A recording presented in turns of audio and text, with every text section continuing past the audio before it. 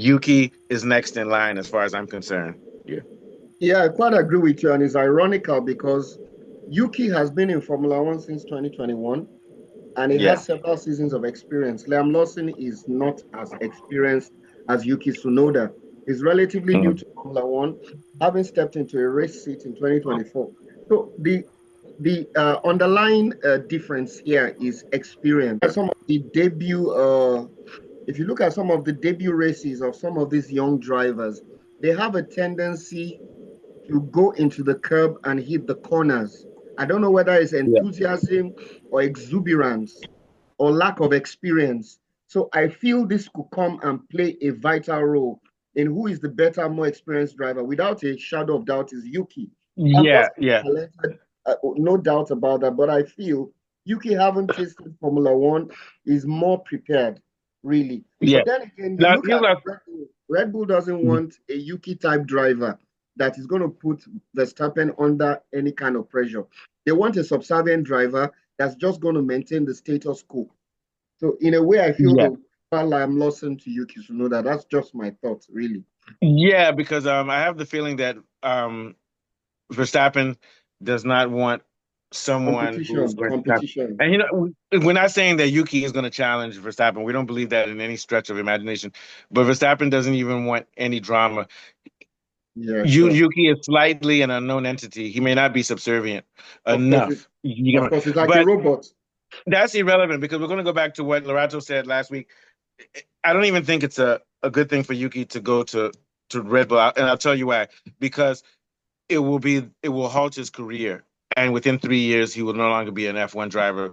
And I'll tell you why. Because that team is built around Verstappen, Max and he will be a Verstappen, yeah. secondary driver. He should stay at Cash App or whatever they want to call their team, okay, or whatever they're going to call it next year. He should stay there because he can have a drive and then try to get somewhere else, maybe Aston Martin. But what Yuki needs to realize is that the reason he's not driving in a top three car is because there's no space. There's no space. If Verstappen leaves Red Bull, even if Yuki's number two, they're going to bring in signs. Sure. If Verstappen goes to um goes to Aston Martin, Red Bull will bring signs. If so the even if signs even if Yuki, his best bet is to go to Aston Martin in 2 years and they'll have a Honda. That's his best chance. But even then, it's not clear that that would happen because if something happens with Mercedes and either Antonelli or George Russell wants to go to Aston Martin, either they will take them before Before Tsunoda. So the Yuki, sure. problem is that Tsunoda is not good enough to get into the top three, and he's too good to be a number two driver to Verstappen. What point? There's no way. One of the If I were Yuki, I wouldn't want to drive as a number two for extended years. So why would you want to go to the Red Bull senior team? What do you think, Lorato? yeah. I think Yuki would be thinking of going to Red Bull on his in some way on his own terms, in order to be there to contend for the championship, or for second place, whatever that may be. I don't think he would get there and sit back. Of course, beating Max Verstappen is something else entirely. Um, Yeah, ain't gonna happen. but I think for him to be in a team that where he can win the constructors championship for Red Oh yeah, Bull, he might win the constructors. Yeah, yeah, yeah. is good enough. And of course, he might also be at the back of his mind thinking that if he's there and he stabilizes that team, when Max leaves, he'll be the number Yeah, one driver. but I don't think that'll ever happen because if Max leaves, they'll bring in signs. That's my point. They will never choose Yuki as their Sure. number one driver. Never. And also because of the political, nobody wants to mention to it. It's also partly racial, but it's mostly political and nationalistic. And also, to be honest with you, Yuki's not at the same level as Signs and some of those other guys. You get my point. Who are Signs wants a position in Red Bull or Ferrari again. But yeah, I see what you're saying. Your point is good. Go continue. Yeah, yeah, Yeah. So I just think it would be good, even if it's just for a season, yeah, to see what Yuki can do, yeah, with yeah. with like the RB21 or whatever it will be next year. Yeah, it would be good, but Horner and those guys don't think so, and we have to start questioning Horner and what's the other guy's name? Marco, Marco, Helmet Marco. We have to yeah, question if they're not dragging this team into the ground because they've lost a lot of their engineers and designers and things and everything, and they lost Adrian Newey. So we have to question if they know what they're doing anymore, and if they think that they can just focus on Verstappen, that's enough. I don't think so. What do you think, Kunle? Yeah. Yeah, I think that to know that I still think it'd be good for him to go to Red Bull. Red Bull want to win the constructors championship. Yeah. And even if you have a second car, and if they're going to be up to that, Tsunoda will still, even as a second driver, if Red Bull are doing what they should be doing, even as a second driver, he should win some races. He should be there or thereabouts, because the best team wants to get 1-2. So Yeah, even yeah. driver to Verstappen is basically wants to be the fastest Formula One car bar Verstappen. And if they're not aiming for that, I don't think Red Bull are aiming high enough. So, and also Tsunoda is also younger than Verstappen. So he can have a little bit of patience and let Verstappen finish up his time. He'll go down and then he now becomes the number one driver. Oh, no, I don't think that'll ever happen, though. I don't think Lawson will ever become the number one. I don't think so. There's an age difference. I mean, simply the passing of time. Oh, yeah, but what I believe that happens is if Verstappen leaves, Red Bull will secure someone like a Sainz. Let's not forget Albon also. Albon has already been saying he wants the number 2 position. I'll get back to you, Kunle. You have a good point. What do you think about that too, Lorato? Albon is also in the wings, and I think they'll always choose somebody like him before Lawson. Definitely. What do you think, Lorato? Yeah. I think in terms of all of these guys, I think Sainz and Albon and Gasly have all sort of like been through. Oh yeah, we forgot about Gasly too. So Gasly would be there before also, before Lawson or Yuki. The Red Bull development sort of process. But yeah, like I'm saying, like for me, in terms of proximity, and what we've been seeing in terms of what would be the unspoken, and unfortunately this is unspoken, and maybe this is something Yuki should have put in his contract to say, should you need to consider someone for the Red Bull team, then I should be first. And we think it's sort of like naturally stacked up like that. Like just because he's number one at VCARB, then therefore he should be number one to move up to Red Bull. But of course, it's in reality it doesn't work like that. It's very complex. Yeah. Thank you. So what Saga? I rate Tsunoda higher than Lawson. I rate Tsunoda higher than Albon. I think he's a guy that if he has good enough drive, he can challenge for the championship. I don't think there's many drivers that are better than Tsunoda. I think that he should aim as high as possible. And I think he's probably 8th or 9th on the grid. Yeah.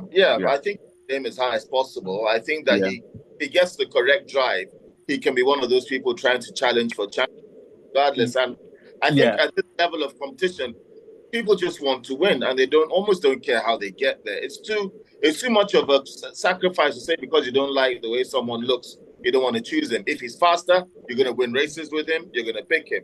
They don't care. I could be the most. And that brings about my questioning. That brings about my questioning of Red Bull. They may have antiquated leadership between Horner and Eugenics Marco. Eugenics Marco. Marco called Russell mentally ill. So I'm saying these may be some antiquated people from the 1950s or 40s who care about supremacy and bigotry and doing whatever they want rather than pure winning. And they've been winning for so long that they may have become spoiled. What do you think, Kunle? Yeah. The difference between winning and losing because the margins are so fine. Oh, they'll learn. They'll learn from their shareholders. They'll learn next year. I'll still pick the fastest driver, just like that racist coach that picked Thierry Henry that's late.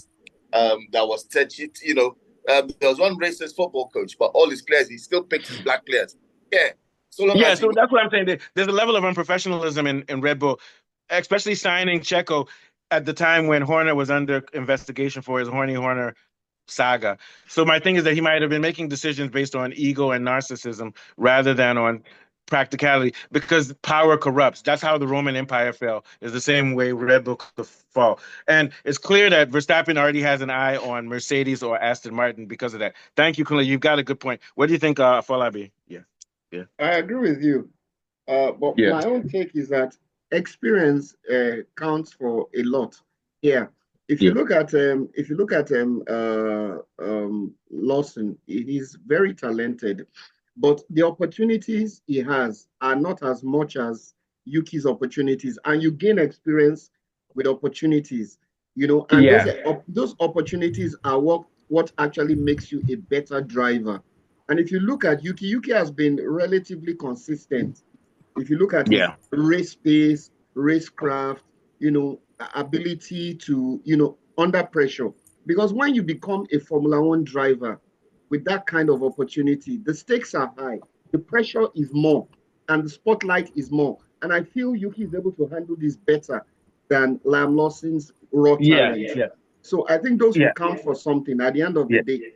I think all of us agree that Yuki is the most qualified, but we have to worry. The mitigating circumstances are the politics in Red Bull, especially since Max wants as little drama as possible. And I think I'm going to be honest with you, Liam Lawson is what I call a competent F1 driver. He's competent, but you can't be an F1 if you're not competent. But Lawson doesn't have speed.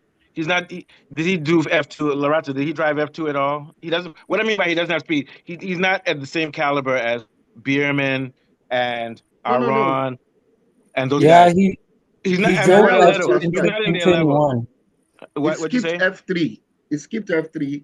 Yeah. So it seems like because Red Bull has already marked him as their number 2 to Verstappen because he's more subservient and at the same time he's competent. He won't make mistakes. What do you think, Lorato? Yeah. So I know that he did F2 in 2021. Yeah. Before he joined the Red Bull. Yeah, he went straight, but it's like he's. I call him a generic F1 driver. That's not an insult. It means that he does everything okay. But he's no Bottas. Let's put it like that. I think Bottas might be the best number 2 we've ever seen. That guy was good because when Hamilton wasn't winning, he would win too. Bottas was great. In fact, Bottas should be anybody's number 2, and that's not an insult to Bottas because he can also be a number 1. Actually, that's a great point. Why has Red Bull not been looking at Bottas? Yeah. No, it's because it's politics, man, and not politics. What I mean by politics, Horner likes. I'm telling you, Horner is a classical narcissist. He likes people around him that make him feel special, and I think they're mismanaging that team. Like you mentioned, Bottas. Then we even have guys like Hulkenberg, any number of guys who would do a great job in that position. But let's go. Red Bull reminds me of Braun, sort of like a fly-by-night cowboy team. That's they are. And a couple of times and just disappear. They're not like Mercedes or McLaren. I don't feel that they're or Ferrari. They're not a traditional form F1 team. They don't give me the feeling of a team that's trying to build a base, that's trying to build a team. No. Things. They give me the impression they're a short-term team that want to put one driver on a pedestal, and that's all they're bothered. Like Vettel and now Verstappen, VNV. They give VNV. Entertainment, getting it done, quick fix. And also, they have other sports, and they also have their drink. So they're not like Ferrari is the most prestigious team. Like everybody knows, Kimi Antonelli will eventually go to Ferrari. Yeah, we all know that. The impression they give. I don't know whether that's going to be the case. No, I think it's true. I get that impression too. What do you think, Lorato? Yeah. I mean, there is this sort of Red Bull is a corporation. They're a juggernaut. They're not a traditionalist sport. Sure. Yeah. Go ahead.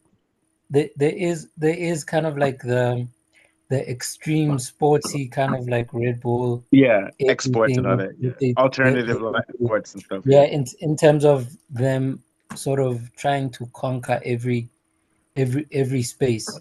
But I do feel that F1 seems to be their most lucrative.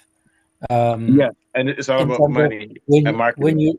When you look at how much they pour from the F1 into all their other spin-off little things that they do on the side. F1 is a growing market too. I'm telling you, man.